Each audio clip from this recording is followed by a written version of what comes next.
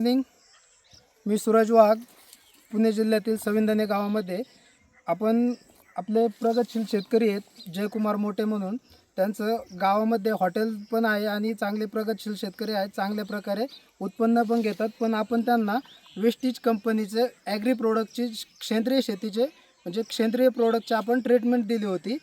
तर त्यांना जवळजवळ 9 महिन्यामध्ये चांगल्या प्रकारे ऊसाला रिझल्ट आलेला आहे.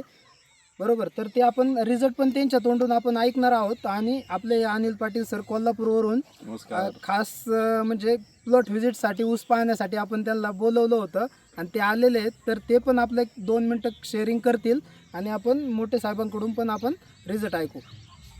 माझी ओळख करून द्यायची. आणि आपले म्हणजे राजगुरुनगरवरून आपण ओमकार सरांना, आपले ग्रेट लीडर, त्यांना पण आपण बोलवलेलं आहे. सगळे मिळून आपण प्लॉट व्हिजिट करण्यासाठी पण आलेलो आहे आणि त्यांचे शेअरिंग पण आपल्याला घ्यायचे. धन्यवाद.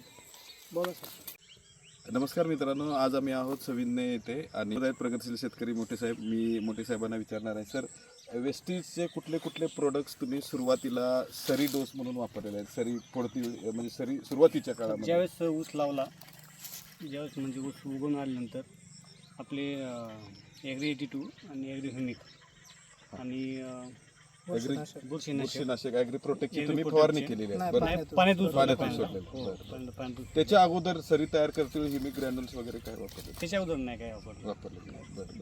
सरी फोडले म्हणजे ऊस लावल्यानंतरच वापरलेलं. नंतर सेकंड स्टेप काय केलं, फवारणी घेतली ड्रोनने फवारणी. कुठले कुठले प्रोडक्ट्स वापरले सर? आपलं हे जे ॲग्री 82 ह्युमिक आणि नॅनोटेक आणि गोल्ड वापरले. वापरले. बरं.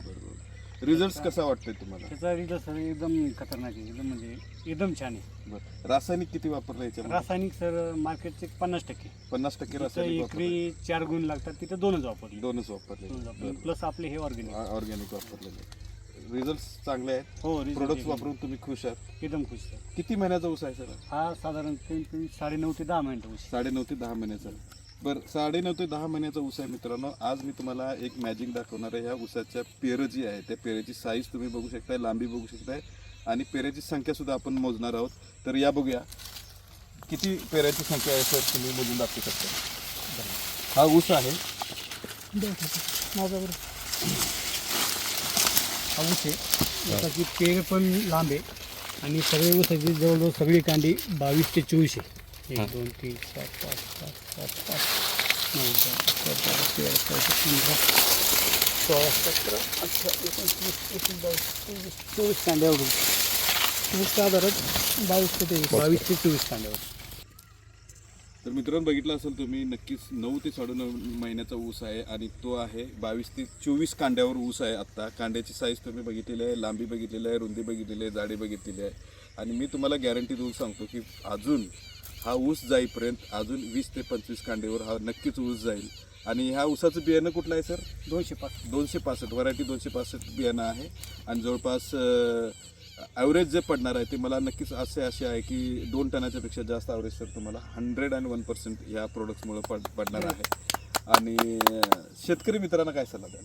शेतकरी मित्रांसाठी मी एवढं सांगेल का, जो आपण जे रासायनिक जे आपण वापरतो ते कमी करून आपलं हे ऑर्गॅनिक आपले वेस्टेज कंपनीचे जे प्रॉडक्ट आहेत सगळे ते त्याच्यात प्लस करून जर शेती केली तर खरोखर म्हणजे शेती एक नंबर होती. शेतीचा पोत पण चांगला राहतो. बरोबर. आणि आपल्या आरोग्याला पण चांगलं राहतं.